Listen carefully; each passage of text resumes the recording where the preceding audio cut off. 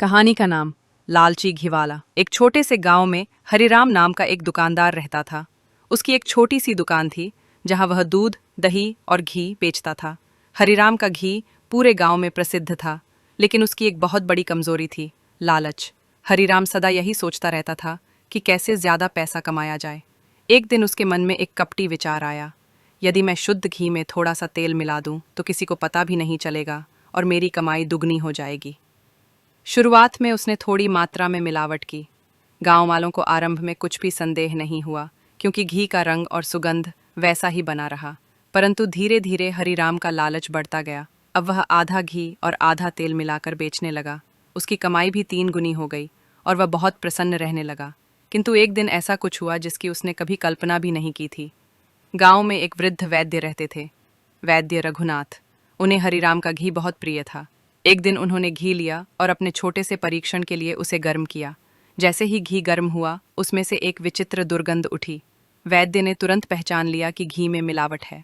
अगले ही दिन उन्होंने गांव के मुखिया को बुलाया और हरिराम के घी का सच सबके सामने उजागर कर दिया। मुखिया ने हरिराम से पूछा, सच सच बता हरिराम, क्या तू घी में कुछ मिलाता है? हरिराम घबरा गया। पहले तो उसने झूठ कहा, पर जब सभी लोग उसके विरुद्ध हो गए तब उसे सच स्वीकार करना पड़ा। मुखिया ने क्रोधित होकर कहा, तू केवल पैसा कमाने के लिए पूरे गांव की सेहत से खेल रहा था। तुझे इसकी सजा अवश्य मिलेगी। हरिराम की दुकान तुरंत बंद कर दी गई। गांव में उसका नाम बदनाम हो गया। लोग उससे बात तक नहीं करते थे। कुछ ही दिनों में उसकी सारी कमाई समाप्त हो गई और वह सड़कों पर आ गया। जो व्यक्ति घी बेचकर कभी राजा जैसा जीवन जी रहा था, अब एक एक दाने के लिए तरसने लगा।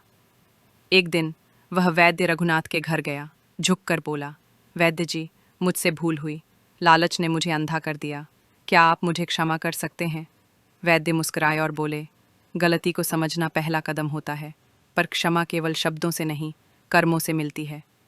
उस दिन से हरिराम ने एक नए जीवन की शुरुआत की। अब वह गांव वालों को निस्वार्थ भाव से दूध बांटता, सेवा करता और फिर से शुद्ध घी बनाना सीखने लगा, इस बार बिना किसी मिलावट के। कहानी की सीख, लालच कभी किसी का भला नहीं करता।